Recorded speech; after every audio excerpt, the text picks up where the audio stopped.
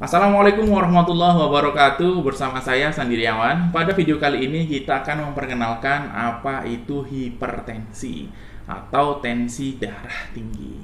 Ya, dan kapan seseorang itu bisa dikatakan hipertensi? Nah, mari kita ulas bersama-sama. Hipertensi adalah keadaan tensi darah sangat tinggi dari batas normal. Nah, batas normalnya itu berapa? Batas normal rata-rata orang Indonesia yaitu 120/80. Sistolnya 120, diastolnya 80. Ini rata-rata orang Indonesia. Apakah harus harga-matis gitu? Tentu tidak. Tentu ada plus minus 10 ya, 110 sampai 130. Pernya 70/90 itu masih dianggap normal. Karena setiap manusia kadang ada beberapa yang tensi darah itu harus tinggi ya. Ketika 120 itu kadang tidak tinggi, rendah. Jadi dia terasa pusing. Nah, apakah hipertensi ini berbahaya? Tentu saja berbahaya. Kenapa? Karena menyebabkan penyakit yang namanya stroke.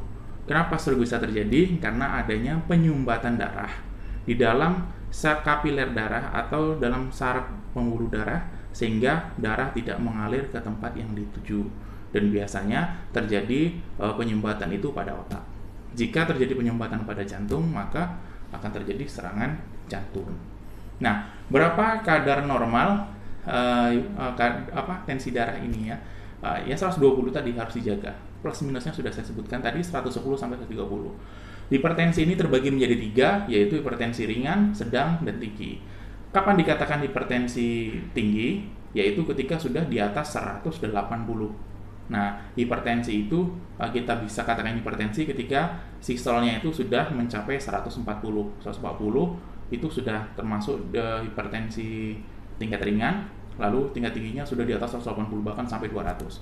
Lalu diastolnya itu kalau sudah di atas 100 itu sudah dikatakan hipertensi.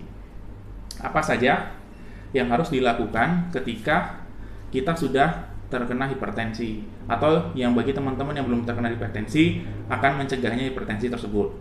Nah, hipertensi ini penyebabnya ada 4. Yang pertama stres, yang kedua obesitas, yang ketiga karena makanan, yang keempat karena aktivitas, karena kurangnya aktivitas.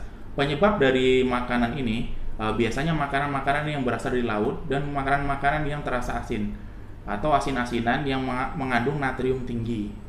Ya, faktor stres juga sangat mempengaruhi hipertensi ini. Lalu keadaan obesitas karena beratnya jantung untuk memompa darah ke seluruh tubuh. Nah, diet hipertensi ini terbagi menjadi 3, yaitu diet garam 1 200 sampai 400 mg per hari, diet garam 2 600 sampai 800 mg per hari, diet garam 3 1000 sampai 1200 mg per hari. Nah, untuk menghindari dari hipertensi ini atau mencegahnya atau mengobatinya harus diimbangi dengan kalium, karena di dalam proses osmosis dalam tubuh ada natrium dan ada kalium. Oleh karena itu kita harus makan banyak buah yang mengandung kalium. Apa buah yang mengandung kalium? Kabar baiknya adalah buahnya gampang ditemukan dan ada di sekitar kita.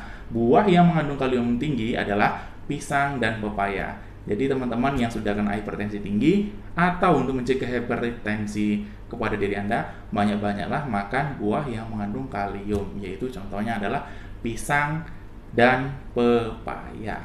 Nah, demikian seri info yang dapat saya bagikan pada kesempatan hari ini. Makanan-makanan atau diet tentang hipertensi ini nanti saya akan bahas di video berikutnya. Sampai jumpa di video berikutnya. Terima kasih. Wassalamualaikum warahmatullahi wabarakatuh.